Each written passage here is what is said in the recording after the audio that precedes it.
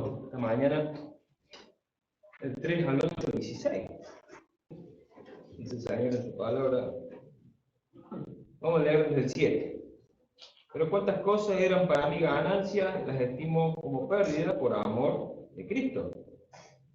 Y ciertamente, aún estimo todas las cosas como pérdidas por la excelencia del conocimiento de Cristo Jesús, mi Señor, por amor del cual lo he perdido todo y lo tengo por basura para ganar a Cristo y ser hallado en Él, no teniendo mi propia justicia, que es por la ley, sino que es por la fe de Cristo, la justicia que es de Dios por la fe, a fin de conocerle y el poder de su resurrección, la participación de sus padecimientos, llegando a ser semejante a Él en su muerte, y si de alguna manera llegase a la resurrección entre los muertos. No que lo haya alcanzado ya, ni que ya sea perfecto, sino que prosigo, por ver si logro asir aquello para lo cual fui asido por Cristo Jesús. Hermanos, yo mismo no pretendo haberlo alcanzado, pero una cosa hago, olvidando ciertamente lo que queda atrás, extendiéndome a lo que está adelante. Prosigo la meta, al premio del supremo llamamiento de Dios en Cristo Jesús. Así que todos los que somos perfectos, esto mismo pintamos. Y si otra cosa sentís, esto también nos revelará Dios. Pero en aquello que hemos llegado, sigamos una misma regla, sintamos una misma cosa. Oremos, hermanos. Padre que estás en los cielos, te damos las muchas gracias por este hermoso domingo que nos has dado, nos has regalado un día más de vida, Señor. Y Señor, que tú ilumines tu palabra, Señor, y que, Padre, que pueda dar un mensaje claro y conciso, Señor. Muchísimas gracias, Señor, por todo este privilegio de estar aquí. En el nombre de nuestro Señor Jesús. Amén. Bueno, vamos a empezar a explicar. Y ciertamente aún estimo todas las cosas como pérdida por la excelencia del conocimiento de Cristo Jesús, mi Señor, con lo cual he perdido todo y lo tengo por basura para ganar a Cristo. Bien, vamos a partir de qué significa la excelencia del conocimiento de Cristo. Porque si vemos cómo empieza, ciertamente aún estimo las cosas como pérdida. ¿Qué perdió Pablo? Muchas cosas. Desde que Pablo no solamente contó con su pérdida religioso que tenía como una pérdida, sino contó todas las cosas como pérdida, pero él las contó como pérdida a la vista de quién? De la excelencia del conocimiento de Cristo. ¿Y qué es eso? La excelencia del conocimiento de Cristo. No es simplemente un conocimiento intelectual. El verbo que Pablo emplea en este momento de conocer es un conocer por experiencia a escala personal. Es un equivalente a participar con Cristo de una forma íntima, conocer a Cristo de una forma íntima y vivir una relación íntima con Cristo. Por eso, ante la vista de Cristo, todo es pérdida, pero para ganar a Cristo. Sigue diciendo Pablo entonces que no es tanto estas cosas que tengan valor en sí mismo, pero comparadas con la grandeza de la excelencia y el conocimiento de Cristo Jesús, vivir una relación con Cristo, en verdad las otras cosas no son nada. Aquí Pablo propone una relación personal con Cristo Jesús, en el centro de ¿quién? De nuestra vida cristiana. Él gozosamente aceptó la pérdida de todas las cosas por la grandeza de su relación personal con Cristo. Sigamos. Dice, por el cual lo he perdido todo. Esta estimación de pérdida no era solamente un ejercicio que hacía Pablo espiritualmente, internamente hablando. Pablo, en verdad, había perdido todo por amor para ganar a Cristo. O sea, esto te queda demostrado en la circunstancia en la que se escribe Filipenses. Y si hablamos de circunstancias, ¿de qué estamos hablando? Algo que venimos aprendiendo en los libros de Hechos estas últimas semanas, son dos palabritas, se llama providencia divina. Y algo que a mí me viene marcando estas últimas 2 semanas. ¿Qué es la providencia divina? ¿Qué se imagina que puede ser la providencia? Providencia divina no es, muchas dicen, ay, vino de providencia divina un pedazo de pan, o vino por providencia divina un auto, no tiene nada que ver con lo material. La providencia divina de Dios es su soberano control y ordenamiento de las circunstancias naturales a fin de lograr algo, que es su voluntad. Entonces decimos que la providencia divina es el soberano control y ordenamiento de las cosas y las circunstancias naturales a fin de lograr su voluntad. Dios acomoda todo para que su voluntad se cumpla. Por eso, esta carta se ha demostrado que esta circunstancia en la cual Pablo escribió esta carta es desde una prisión romana. Es donde puede decir verdaderamente que por amor a Jesús, lo ha perdido todo. Dice, y lo tengo por basura para ganar a Cristo. Una de las lenguajes más fuertes que usa Pablo en la Biblia. En la Biblia Pablo utiliza muchísimo lenguaje fuerte, pero este es muy fuerte. Este basura, la palabra griega, se utilizaba, vamos a empezar por el término más tranquilo, eran los desechos que se le tiraban a los perros. Y el otro, el término de basura, es el excremento del cuerpo humano. O sea que todas las cosas anteriores a Cristo no tienen valor absolutamente en nada. Por lo cual lo tenía por basura, lo tenía como la comidita para los perros. Vamos a darle ese término. Pero cualquiera de los dos términos, para Pablo le hubiera quedado cómodo, a lo que viene a explicar. Versículo 9. Y ser hallado en él, no teniendo mi propia justicia, que es por ley.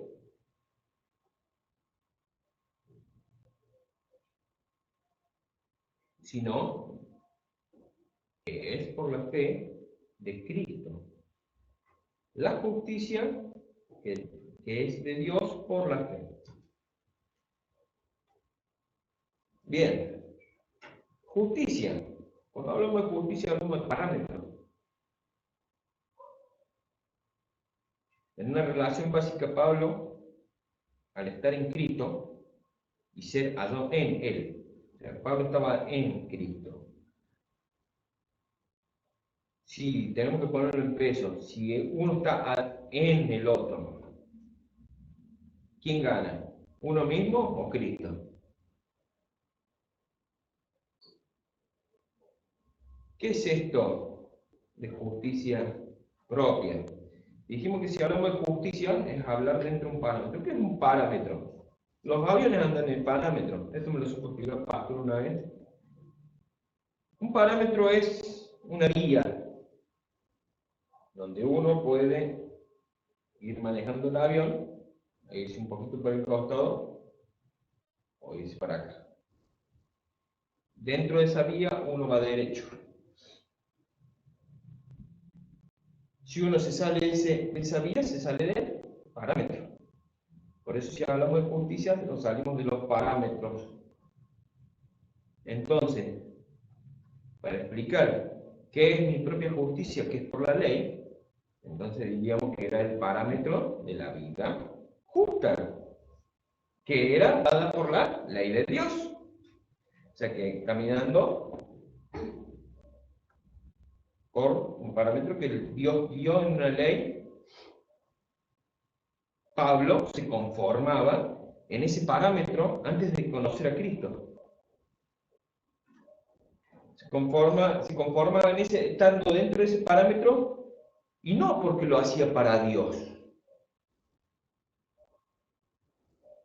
Era para que nadie lo pudiera señalar de que ese rabino hacía tal y cual cosa, sino que era celoso de su ley.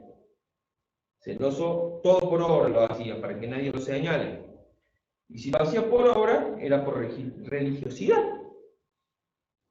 por legalismo, por orgullo, para decir yo. Total pérdida de tiempo.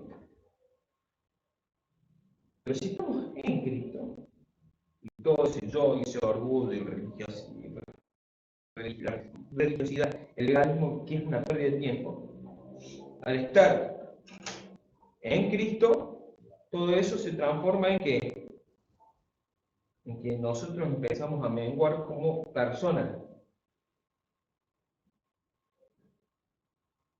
Por eso dice, y ser hallado en él, no teniendo mi propia justicia, que es por la ley. Aparte de la ley, instruía, sino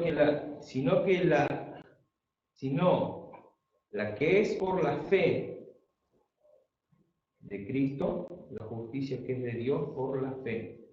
O sea, nosotros en el momento que empezamos a creer en Cristo, nosotros se nos declaró justo. ¿O no es así? ¿Se nos declaró justo? ¿Sí? O sea, pasamos a tener un beneficio espiritual. ¿O no? Porque estamos en Él. Gozamos. ¿De qué más gozamos? De que no tenemos nuestra justicia, sino tenemos la justicia de Dios. Y somos practicantes de Dios. ¿Por qué? Porque vivimos con Cristo, en Cristo, y para Cristo y en Cristo.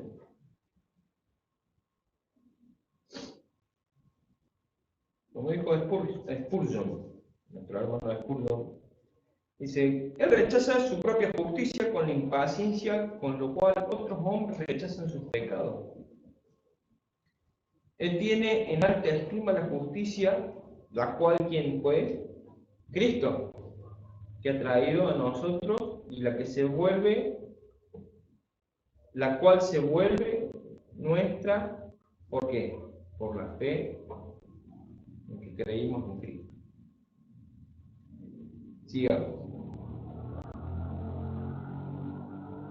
Dice, a fin de conocerle y el poder de su resurrección y la participación de sus padecimientos, llegando a ser semejante a él, ¿en qué? En su muerte. Versículo 11, y si en alguna manera llegase a la resurrección entre los muertos. Bien.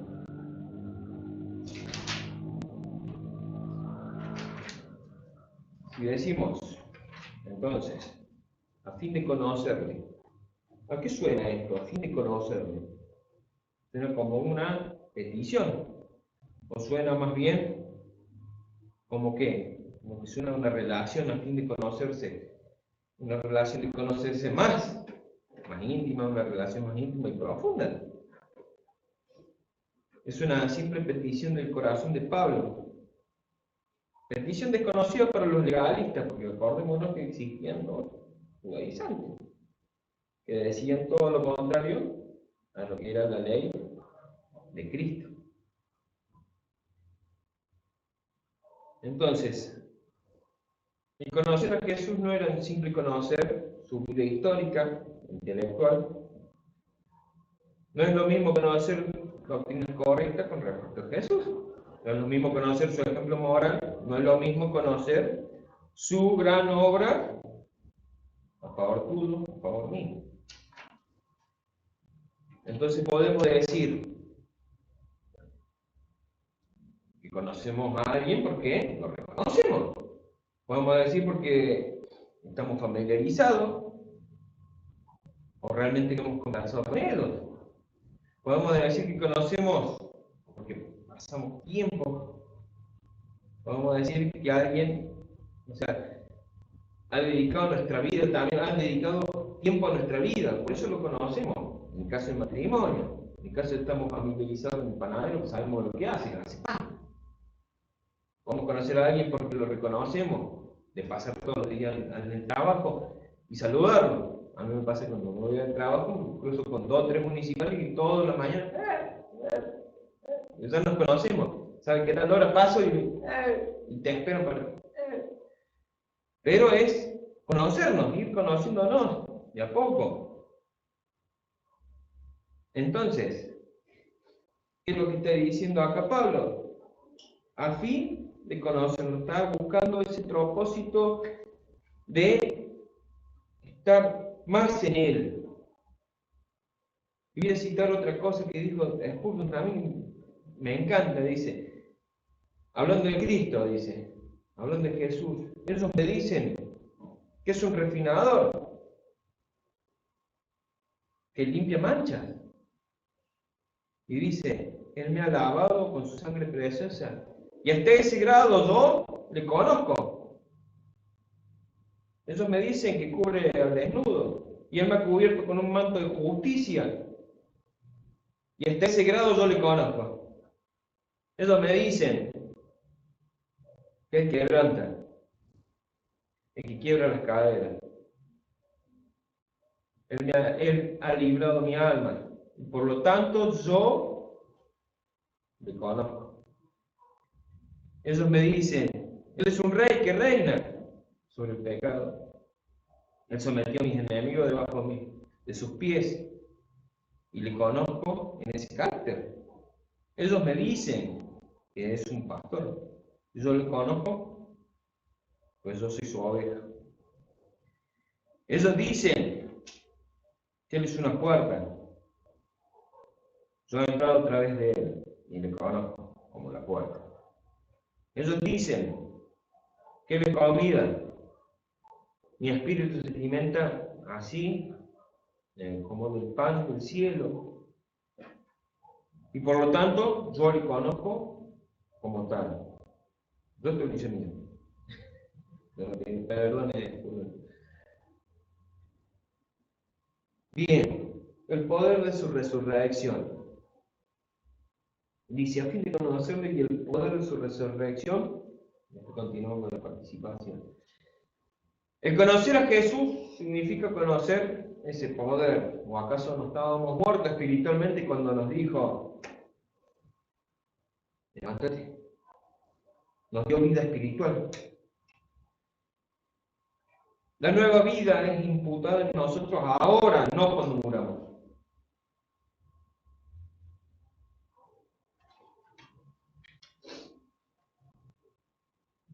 El apóstol lo que quería era aprender, conocer más de Jesús.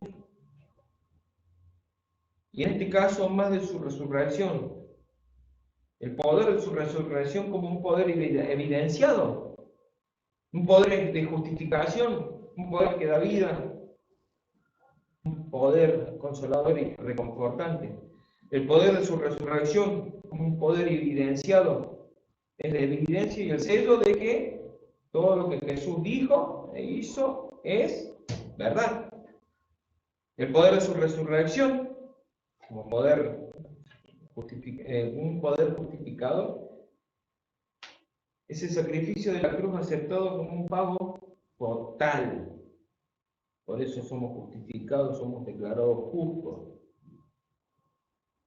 El poder de su resurrección es un poder que da vida. Esto es, significa en aquellos que estamos conectados con Jesucristo y reciben la misma resurrección de vida. El poder de su resurrección, que es un poder consolador y reconfortante. Promete que nuestros amigos y amados, que están muertos en quién? En Cristo, viven con Él.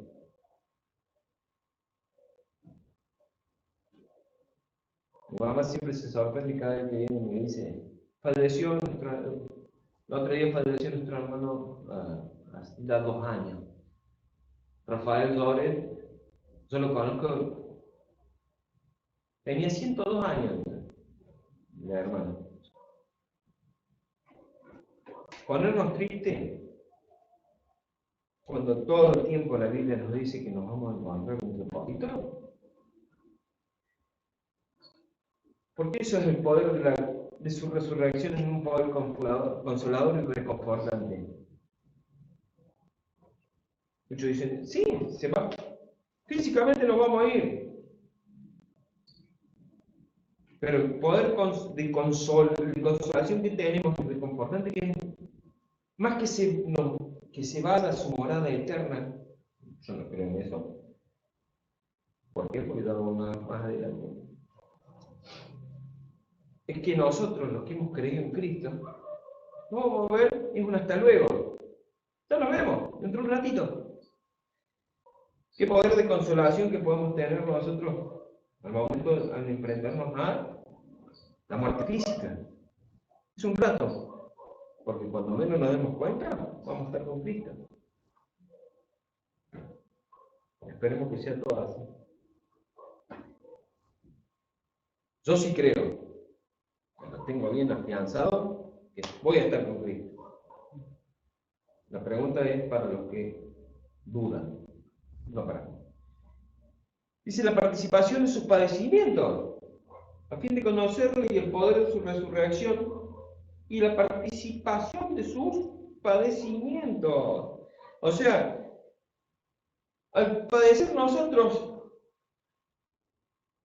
todo es parte de seguir a Jesús y estar con Cristo, ¿o no? Tenemos una herencia, como dice Romanos 8:17. Y si hijos, también herederos de Dios y coherederos con nuestro Salvador, con Cristo. Si es que padecemos juntamente con Él, para que juntamente con Él seamos glorificados. Es parte de nuestra herencia padecer. A fin de que juntamente con Él seamos glorificados. Dice más adelante, llegando a ser semejante a Él en su muerte. Esto nos recuerda que el estar en Cristo también significa estar en su muerte. Estas palabras tienen una relevancia particular para Pablo, quien enfrentaba un posible martirio. Como vemos, Pablo había sido azotado, pero en este caso, cuando escribe la carta, estaba en una prisión. ¿O no? Llegando a ser semejante a su muerte. Es muy profundo esto, pero lo vamos a tratar de explicar lo máximo para que sea entendible. Dice, así como murió Cristo con el propósito de redimir a los pecadores, el apóstol también estaba dispuesto a morir. Pero recordemos esto, que el apóstol es un hombre, no tenía poder de redención, no tenía un poder para salvar vidas, o sea, sino que vendría a ser el apóstol estaba dispuesto a morir para alcanzar, aunque sea un pecador, con el Evangelio. Su ejemplo era Cristo. Cristo murió con el propósito de ¿qué? De redimirnos a nosotros como pecadores. Y llegando a ser semejante a Él en su muerte, no le ponía su vida a causa del Evangelio.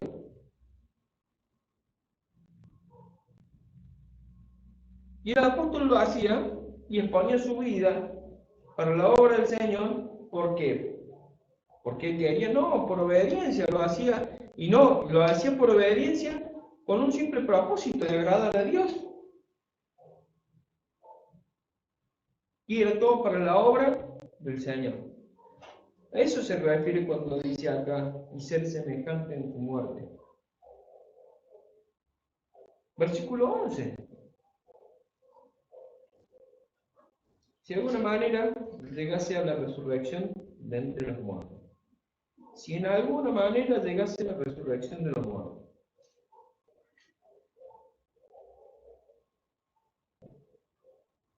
Yo escuché esto muchas veces de que Pablo estaba enfocado mórbidamente en la muerte.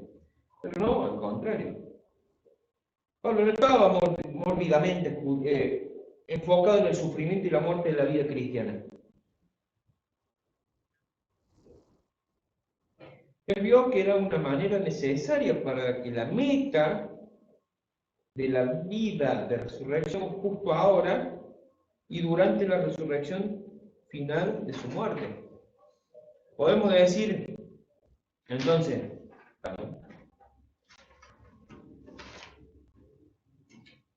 esta meta, muerte,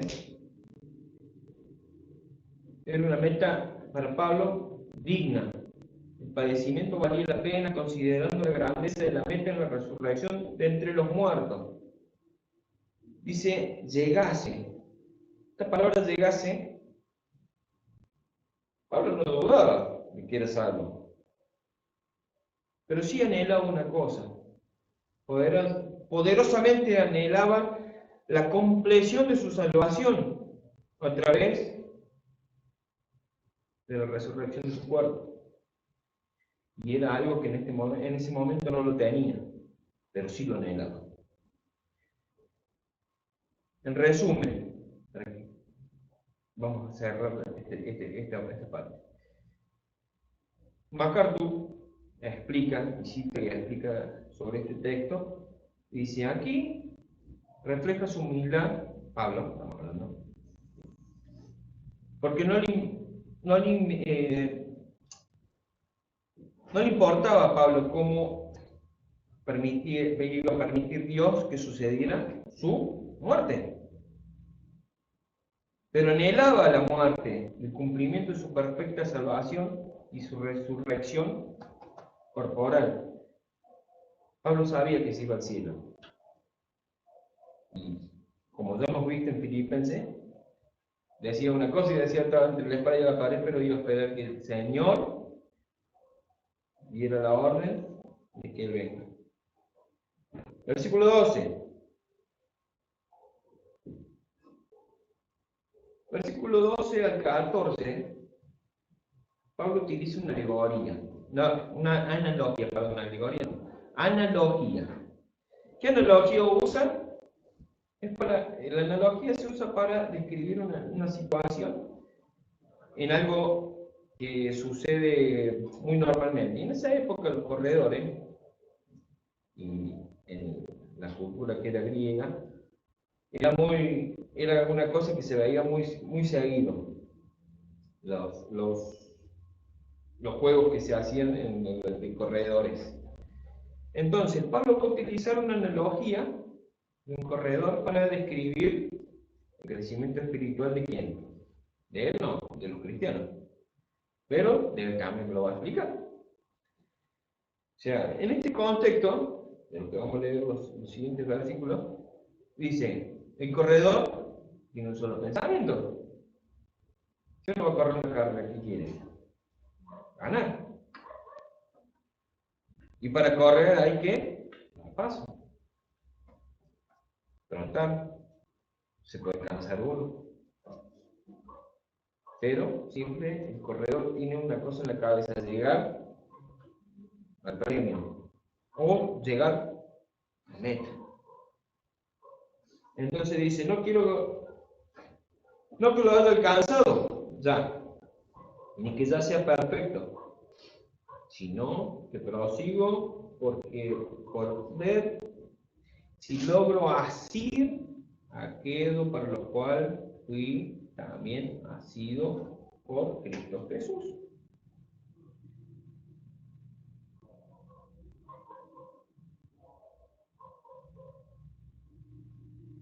Pablo acá habla con una madurez y una pureza espiritual.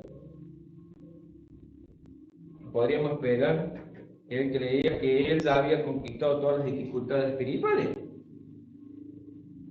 y viera en sí mismo el haber llegado a ser de la perfección. Pero aún así, él nos aseguraba que no era así. No había perfeccionismo en Pablo, sino que estaba diciendo, hermanos, yo todavía continúo corriendo. Y sabemos que han pasado en un lapso casi de 20 años en su vida cristiana y todavía seguía corriendo. Y no la había alcanzado ya. Y decía, ni que ya sea perfecto.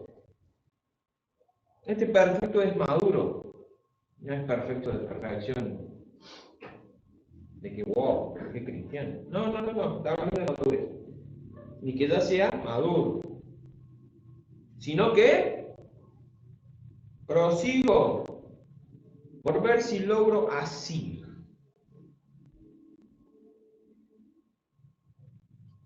Asir, la palabra asir también es una palabra que es aprender. Entonces, si decimos que es aprender, por ver si logro aprender, por lo cual fui también aprendido por Cristo. Pero acá el aprendido significa forzar. Es una palabra alcanzar, forzado, presionado. Yo alcanzo, agarro y presiono.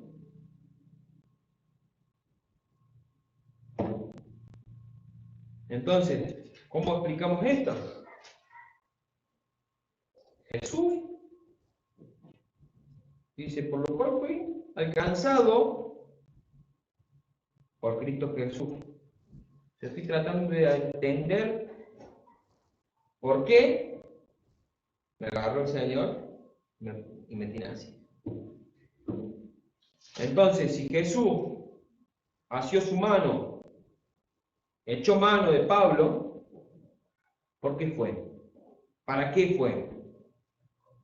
Del vamos es sabido que Jesús echó mano de Pablo, ¿para qué? Para su gloria. Romanos 6:4 nos dice, Romanos 6:4.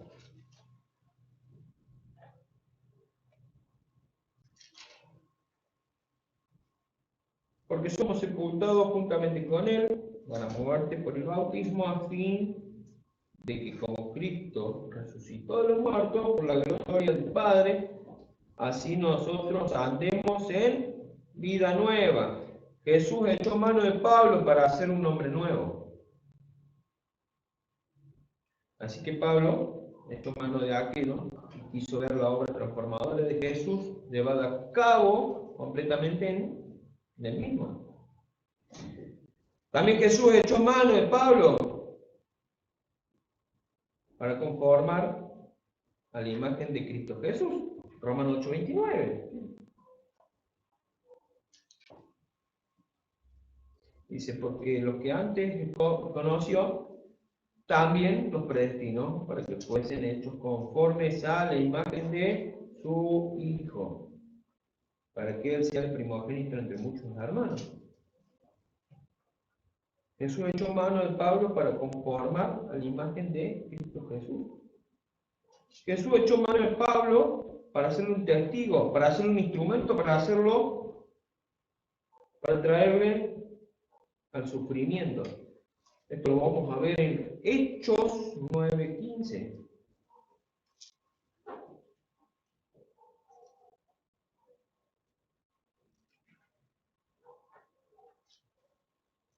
Dice Hechos 9:15, 15 y 16.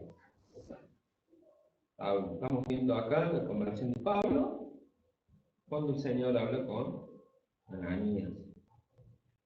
Le dice, entonces, 15. El Señor le dijo a Ananías, ve, ¿por qué? Porque instrumento escogido me es este, para llevar mi nombre en presencia de quién, los gentiles, del rey de los hijos de Israel. El 16 dice, porque yo le mostraré cuánto le es necesario padecer por mi nombre. Entonces Jesús echó mano de Pablo entonces para hacerle un testigo. Jesús vació de Pablo para hacerle un instrumento, para conversión de quién, de otros. Y Jesús echó mano de Pablo para traerle el sufrimiento,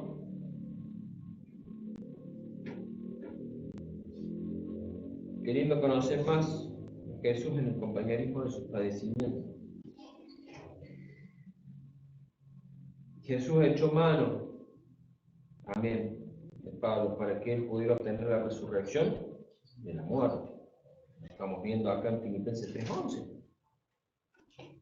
De alguna manera llegas a ser la resurrección de los muertos. Así que Pablo echó mano de esa esperanza celestial.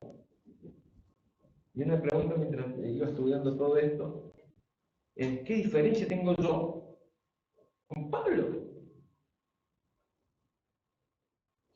Tenemos el mismo Espíritu Santo.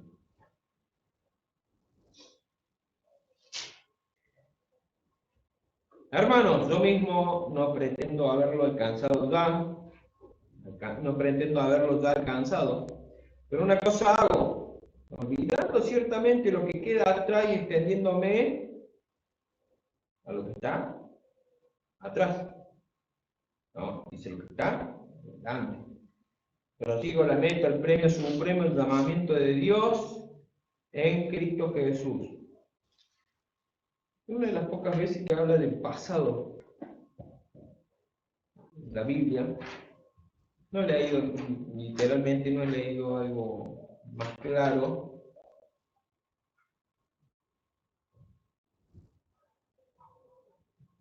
De que la idea de estos versículos es que una carrera se gana no en un tiempo futuro ni en un tiempo pasado. Ahora se ganan las cosas. Se insta al cristiano a vivir en el presente. Si yo tuviera que hablar de mi pasado, déjenlo ahí. Déjenlo ahí. Déjenlo ahí. Porque si yo tengo que retroceder a mi pasado, yo me voy a distraer y no voy a ver a Cristo.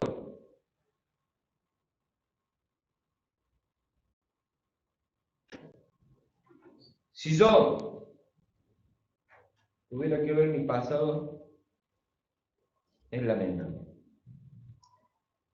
Pero no tengo por pérdida.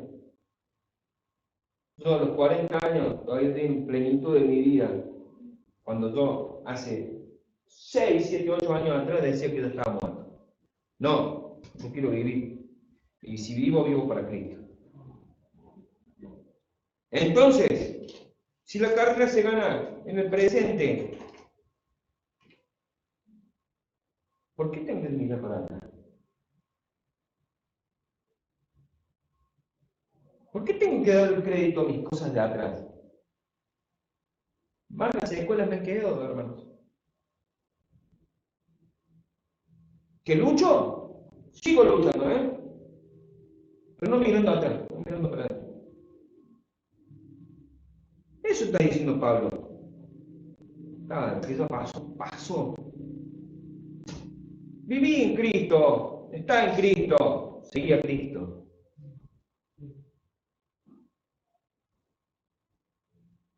No hay pasaje más claro que nos está diciendo: no sigan.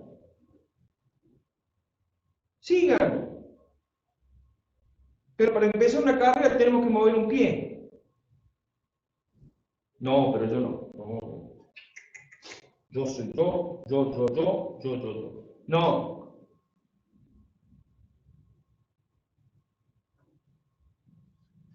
Hermano, mismo Pablo está diciendo: yo no pretendo haberlo ya alcanzado, pero una cosa hago, olvidando ciertamente lo que queda atrás y poniendo la esperanza en Cristo.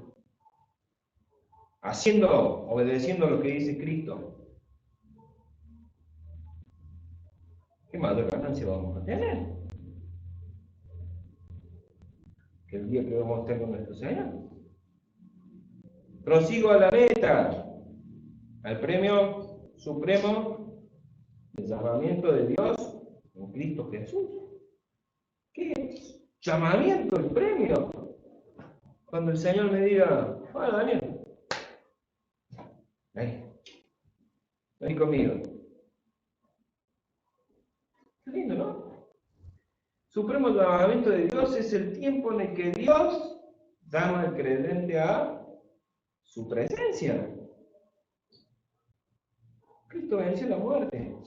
¿Por qué tengo que tener miedo? Al contrario, mismo Dios me va a estar llamando. Automáticamente cierro los ojos. Estoy con Cristo.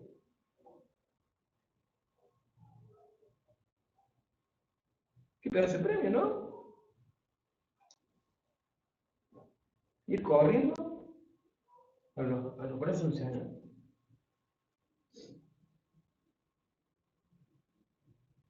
Tremenda cachetada para los legalistas en este momento que Pablo escribe esto. Porque los legalistas podían decir que ellos siguieron el supremo llamamiento de Dios. Pero si usted continúa y lee el llamamiento de Dios en ¿quién? ¿En un Baal? No, en Cristo Jesús. ¿Nuestro Salvador?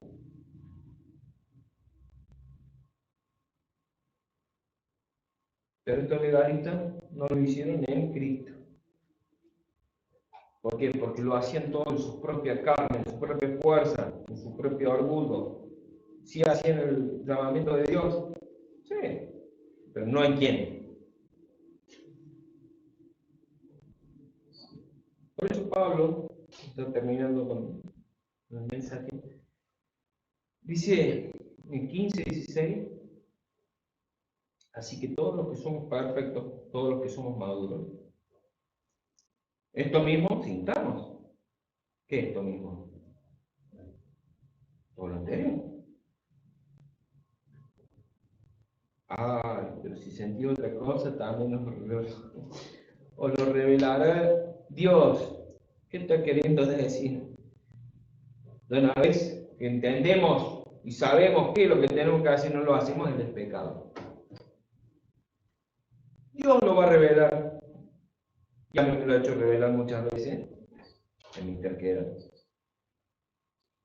Así que todos los que somos perfectos, en esto mismo sintamos. Amamos a Cristo, creemos en Cristo, obedecemos a Cristo. Lo pasado es basura. Caminamos con Cristo, una vida nueva. Tenemos muchísimos beneficios espirituales. Estamos en Él. Probamos el poder de resurrección espiritual. ¿Qué más podemos pedir? El Señor nos nació y nos nació y nos va a seguir haciendo. ¿Va a seguir apretando? Sí. ¿Nos va a hacer crecer? Sí. Como decía nuestro hermano Jaime, o Jaime, cuando le explicaba vino a un campamento de jóvenes y le explicaba prácticamente a los jóvenes, y por el momento que nos convertimos, tenemos un 50 y un 50. No es literal, pero es una idea. A medida que vamos 52, 50 Cristo, y a medida que vamos caminando, estudiando, viviendo en Cristo,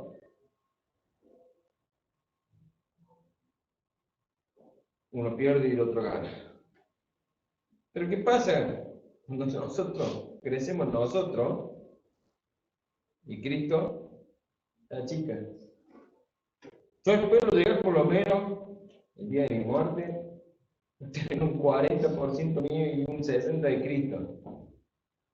Genial sería si fuera un 25% y el otro todo Cristo. Pero no, la obra se va a completar el día que me diga, Dani, acá vas a ser perfecto conmigo.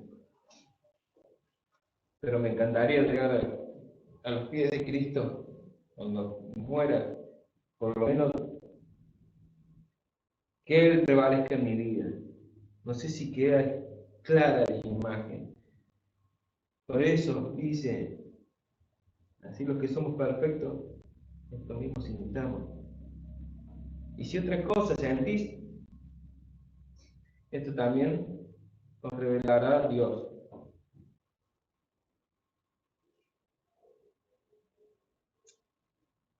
Pero en aquello